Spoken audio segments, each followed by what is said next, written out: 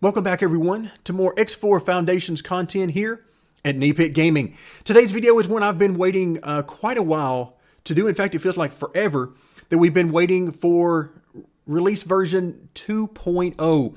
Now, release version 2.0 is significant for a few different reasons, but primarily because it now gives the player the option to own their own shipyard, wharf, and equipment docks. So now that means we can build our own ships as well as do any repairs or maintenance and upgrades that are required to our ships. All of that is available to us for a price. And at the very end of this video, I'm actually going to take you in game and show you the pricing on the blueprints to build your own shipyards, wharfs, and equipment docks. So stay tuned to the end to see that. In addition to the player-owned shipyards, we also have the Steam Workshop integration. Now, we've had the option in the main menu for this since release, but now this will be active and you'll have the ability to start subscribing to mods and have them installed much easier than having to manually install them as we've had to do since this game was released. Also, the third bullet point, rebalancing of fight and economy. Now, this is, as you can probably imagine if you are familiar with the X universe, this is a very broad and detailed topic. So it's going to take a little time for us to find out exactly what all has been changed on both the warring side of the game as well as the economic side of the game. So time will tell just how much balancing and rebalancing has been done, and of course, how good of a job Egosoft has done with those balancing attempts. And we're going to see some of that as we continue on through the changelog. But before we get into the changelog, one more piece of information, and that is another heavily requested feature, and that is better mouse control. People have requested different controlling with the mouse, and Egosoft wants to let you know that that is coming beginning with 2.2. So not too far into the future. Now let's go into the changelog itself. Now, the full changelog is a huge list. So I've tried to pare that down as much as I possibly can and only point out a few major points that are very interesting to me. As always, your opinions will vary and your list might look very different from mine as far as which of the changes you find most important. Naturally, we start with the new feature of player-owned stations, shipyards, wharfs, and so on. But then we move on to another option that I am very happy to see in game, and that is our ability to set custom names for our save games. That is huge. We're also going to have the ability to delete save games now. So that is going to make things a lot easier, especially for those of us who love to have several playthroughs going at one time. Also, there has been a change to the display on all of those workers that you see available for hire on stations. Now you're going to see partial skills that are available up to, I believe it's, yes, 1/3 of a star is the accuracy on that. So not only is it going to give us a little bit better idea of the skills before we hire a potential worker, it's also going to give us the opportunity to see as our own workers upgrade and progress to higher skills. So another highly requested feature right there. They've also added a confirmation so that before you close a station build menu, you're going to be notified if there are any unsaved changes. If you're like me, you've been bitten by this one multiple times, and hopefully this confirmation that they've added will keep me from exiting the build menu without saving the changes. Hopefully you haven't had that happen to you as many times as I have, because it can be very frustrating. Next, they have added a lot more detail about damage types to the encyclopedia for various weapons and turrets. That is going to be a big help, and hopefully they've added enough information for us to make intelligent decisions about what sort of turrets we want to put on our ships. Next up is one that is very interesting for me because they have added skill-based variants for auto mine behavior. So I would assume that means the higher the skill of your crew on that particular auto mining vessel, the more efficient they will be, and therefore more profitable they should be. So again, time will tell just how much impact this will have. And then one I think we've all been waiting for is an improved Xenon threat. As it stands now, of course, your results may vary, but there's not a whole lot of fighting that goes along on a grand scale. So we're going to have to find out just how much of a threat they are from this point forward. Then we get into a list that we're not going to go through one by one, but we have improved turret aiming and target movement prediction, which is going to help out with all of the ships. But also we have several options for improving the behavior of the larger ships.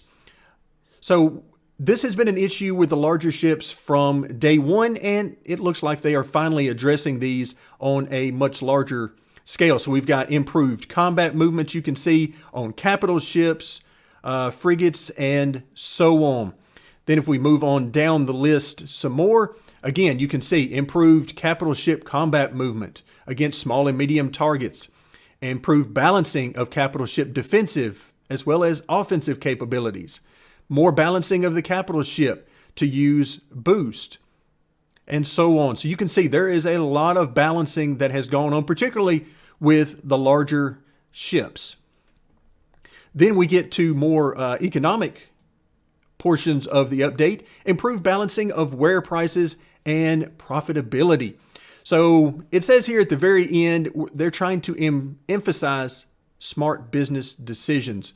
Time will tell, and hopefully this will give us the ability to make some good decisions and a lot of money. Next, we get back to not necessarily balancing, but we've got improved target acquisition for ships, particularly when attacking stations or capital ships. So I have noticed quite a few people requesting improvements in that area. So hopefully this will go a long way toward fixing some of those problems. Next, we're back to more encyclopedia information about production and faction. So always helpful to have as much information as possible. This next one was actually a focus of some recent videos that we did on X4 Foundations, and that is improving performance when working with very large stations. I had done multiple videos showing how my frames per second were affected as I continued to build larger and larger stations of my own. So hopefully this improved performance will go a long way toward helping our game experience.